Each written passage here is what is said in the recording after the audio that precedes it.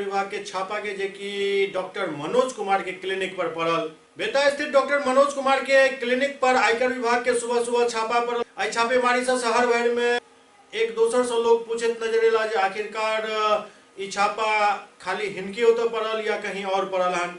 प्राप्त जानकारी के अनुसार देर शाम तक छापामारी जारी चल और के बारे में कोनो विस्तृत रिपोर्ट अखन तक सामने नहीं आयल हन। खास नहीं हो, अयोध्या के